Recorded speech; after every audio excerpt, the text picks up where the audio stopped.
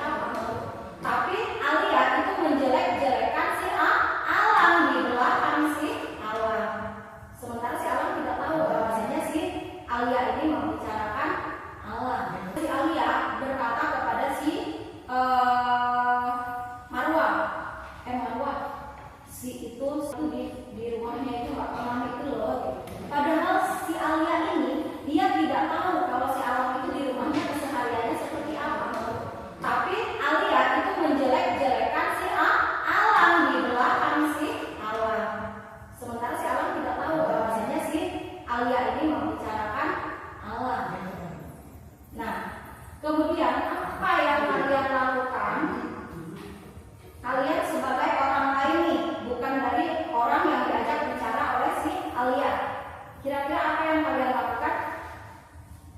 Baiknya kalian melakukan apa nak? Apa?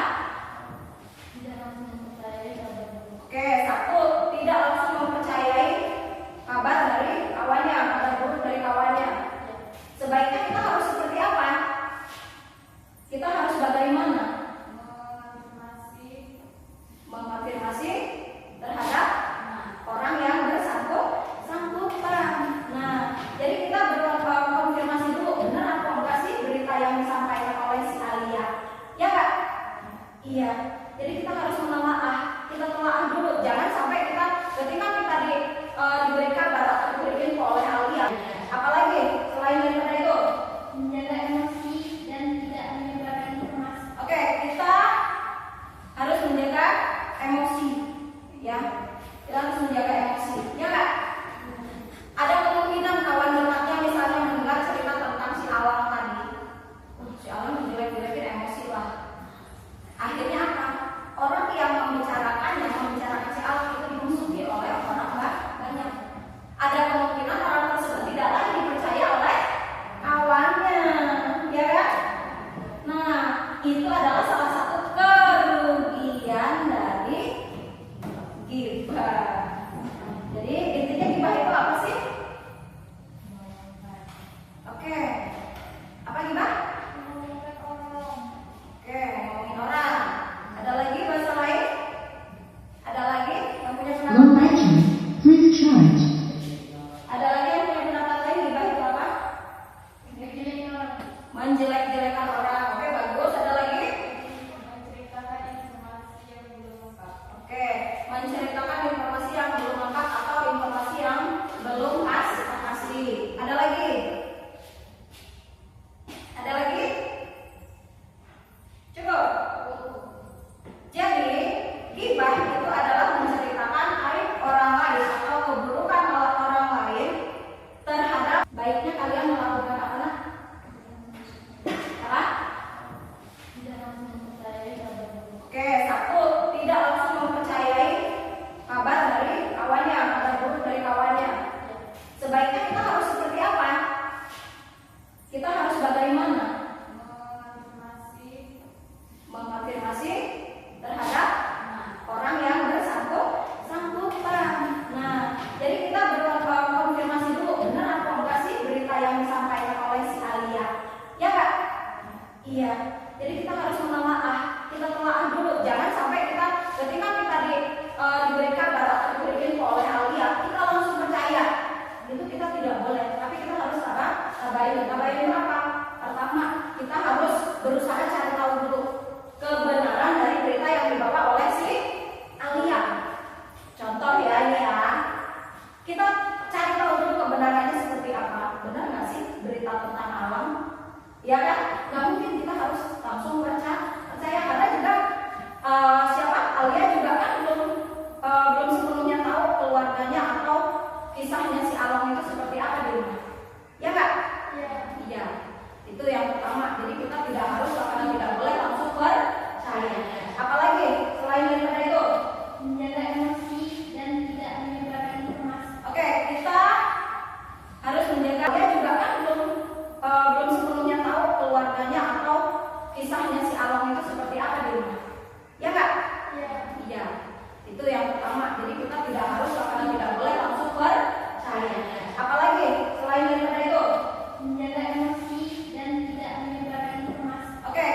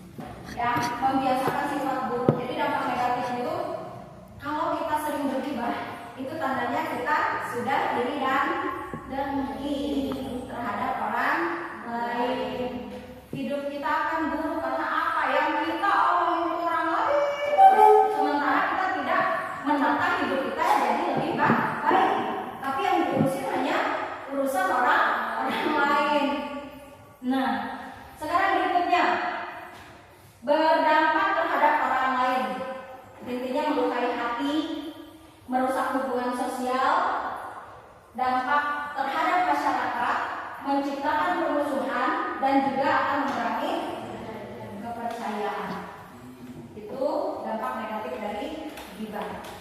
Ada yang ditanyakan? Selanjutnya untuk pengertian tabayun. Kita perhatikan di sini, tabayun artinya memeriksa kebenaran informasi sebelum mempercayai atau menyebarkannya.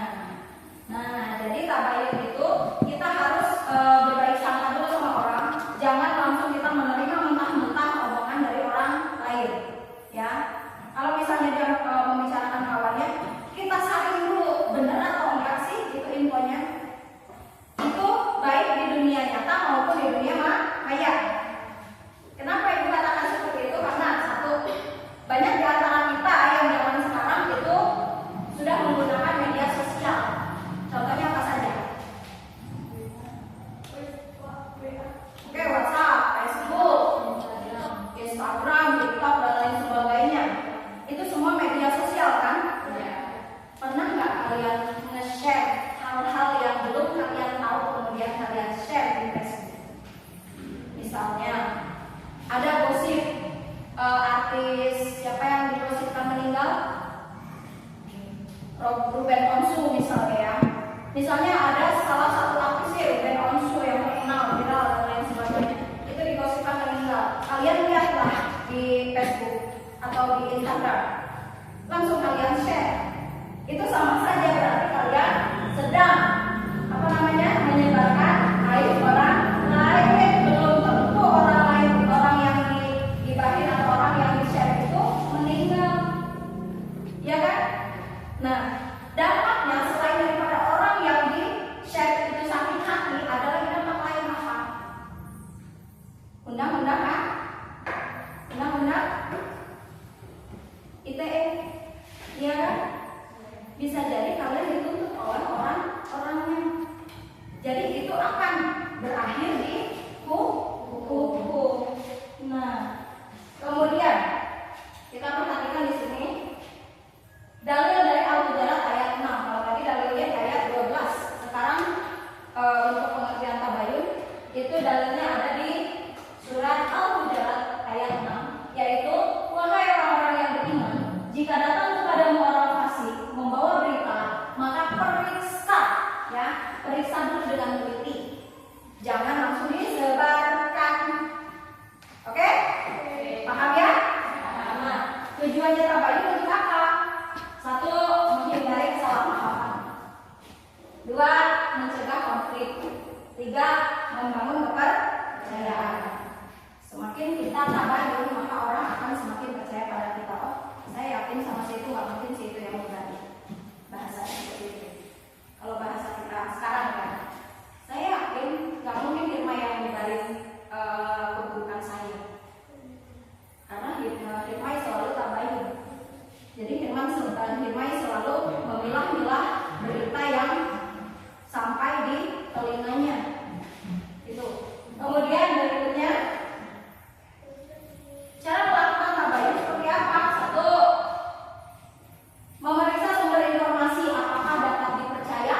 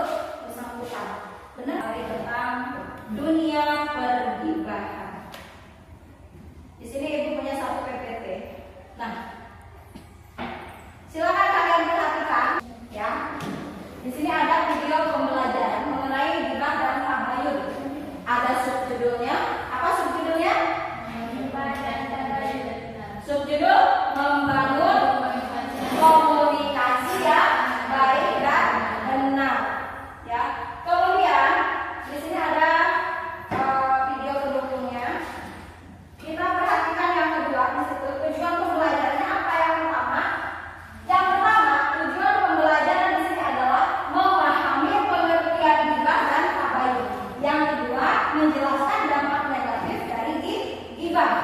Yang ketiga, mengidentifikasi pentingnya tabayun dalam kehidupan sehari-hari. Dan yang terakhir, menerapkan sikap tabayun dalam menghadapi informasi. Nah, seperti yang sudah Ibu tadi jelaskan ke kalian, kita tidak boleh langsung percaya. Kita apa pengertian bergibah? Membicarakan keburukan atau aib seseorang yang tidak hadir meskipun benar. Oke, nah, baik itu benar atau tidak benar, itu tetap disebut dengan gibah, ya. Kemudian, ketika kita bergibah, kalau memang cerita itu benar, itu kita sudah ngomongin orang, kita sudah berdosa, karena kita sudah membuka aib seseorang, ya kan? Ketika kita membuka aib seseorang itu sama saja dengan kita sedang memakan daging saudaranya sendiri, berdasarkan hadis Al-Hujarat ayat 2. Ya. Antara benar dan salah itu tetap kalian salah jika kalian membicarakan aib seseorang kepada orang lain, ya. Nah, kemudian itu sudah ada di dalilnya, yaitu di surat Al-Hujarat ayat 12, yang artinya, dan janganlah sebagian kamu menggunjing sebagian yang lain, ya. Sukalah salah seorang di antara kamu memakan daging saudaranya yang sudah mati. Enggak sih si Alia udah nikah? Coba saya tanya langsung sama Alianya, coba saya telepon. Alia, kamu udah nikah belum, Al? Oh, belum. Belum ya, sekolah dulu ya, Al. Kemudian jangan terburu-buru. Nah, jangan terburu-buru. Berikan waktu untuk menganalisis. Jadi kalau misalnya ada masalah, kita analisis dulu. Bukannya si Ruben Onsu itu kemarin itu masih sama siapa? Sarwenda? Masih sama Sarwenda. Bukannya kemarin masih jalan-jalan gitu di misalnya di Filipina atau di Belanda sama Sarwenda dan keluarganya. Nah, kan kita kan menganalisis dulu.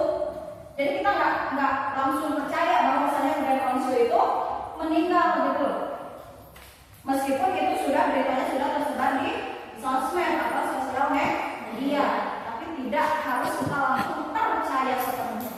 Kita telah dulu. Ciri-ciri gibah apa saja? Yang pertama nih, ciri-ciri gibah itu membahas hal buruk. Entah itu benar, entah itu salah. Tapi segala sesuatu yang dibicarakan tentang hal buruk orang lain, tentang aib seseorang, itu disebut dengan gibah. Yang kedua, orang yang dibicarakan itu tidak ada di tempat. Misalnya, nih kalian nih hadir semua tapi ya ini ya. Misalnya kalian, ibu belum datang, ibu masih di kantor. Kemudian kalian membicarakan ibu, mana sih ibu ini lama benar nggak datang-datang. Itu termasuk dari gibah atau bukan? Gibah, karena tetap saja membicarakan orang lain. Lama betul, nilai ngapain ya ibu itu? Apa jangan-jangan ibu itu makan sendiri, kami nggak diajak makan? Nah, itu sering gibah namanya ya. Ya nak ya? Nah, kemudian berdampak pada kerusakan hubungan. Ada yang bisa menjelaskan? Coba tolong dijelaskan gimana maksudnya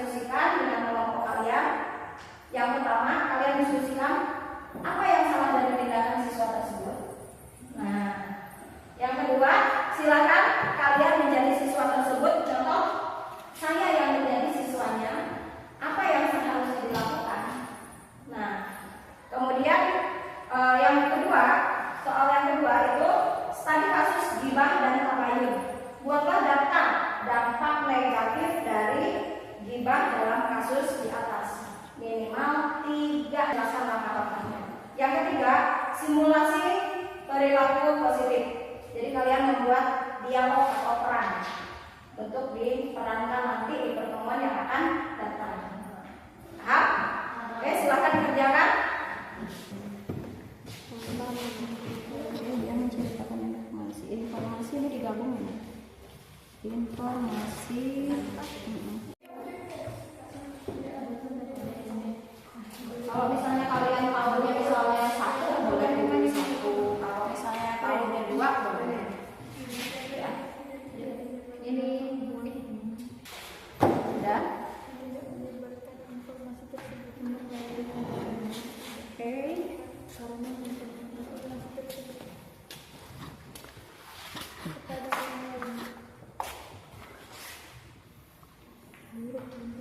Oke, bagus. Percayai.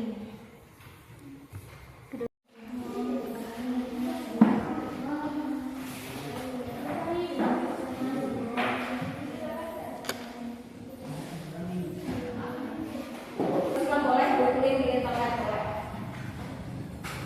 Kelompok 1 sudah. Ya, gimana? Pertanyaannya keberapa? Tapi jangan cuma 1 juga ya. Minimal 2. Paling sedikit 2. Sudah selesai? Sedikit lagi. Iya. Jadi kalian kita mencontohkan, kita membuat dialog, ya, kita membuat dialog simulasi, membuat skenario-nya seperti apa, kemudian dialognya apa, ya. Ini kan presentasi kan hanya satu kelompok saja. Jadi itu, ya, gimana? Ya, untuk peran itu silakan ditulis peran dalam simulasi. Misalnya nih ada berapa orang? 3 orang misalnya, boleh diganti nama. Misalnya kamu namanya siapa? Fitri, Alia sama Sekar. Boleh di sini kalian tulis misalnya. Saya mau buat dialog Bu antara saya, Fitri, Alia sama Sekar atau Marwa, boleh ya. Kemudian kalian tulis skenario-nya apa, kemudian dialognya bagaimana. Ya, kalian cari sendiri, pikir sendiri, pokoknya gimana dialognya. Kemudian ini nanti akan kita bahas di pertemuan yang akan datang. Akan tetapi sekarang akan kita presentasikan di depan. Ini kan udah jadi semua nih, silahkan kalian maju untuk presentasi. Ya, ini untuk bahan presentasi kalian udah jadi. Tinggal tulis tinggal kalian kerjakan sedikit lagi, udah selesai. Sudah? Sudah kan kelompok 2? Oke, kelompok 3. Ayo kelompok 2 silakan maju untuk mempresentasikan hasil. Oke, hasil diskusinya. Silakan ada tepuk tangan untuk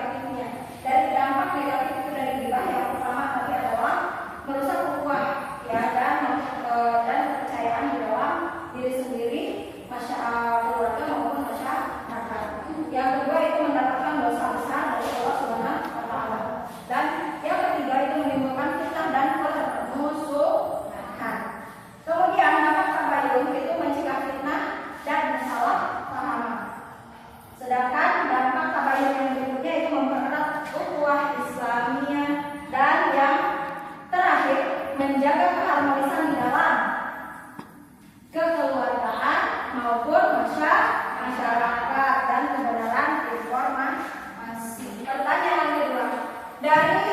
Bagaimana sikap menghindari ghibah dan melakukan tabayun itu bisa diterapkan dalam kehidupan sehari-hari. Bagaimana sih sikap menghindari ghibah dan melakukan tabayun bisa diterapkan dalam kehidupan sehari-hari? Oke, silakan.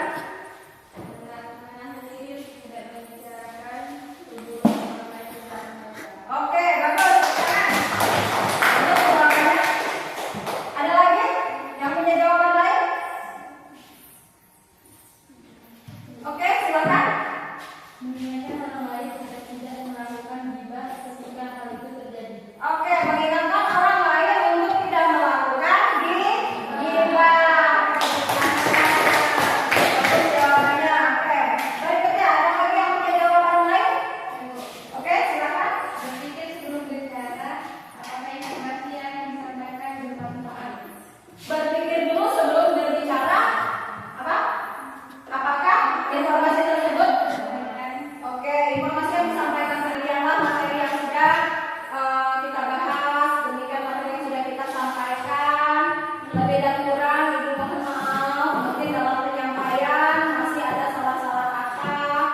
Ya, Ibu aturkan maaf yang sebesar-besarnya kepada kalian semua. Baik, untuk pertemuan kali ini kita tutup dengan sama-sama membaca hamdalah. Baiklah, demikianlah materi yang sudah disampaikan. Ibu akhiri. Billahi taufiq wal hidayah.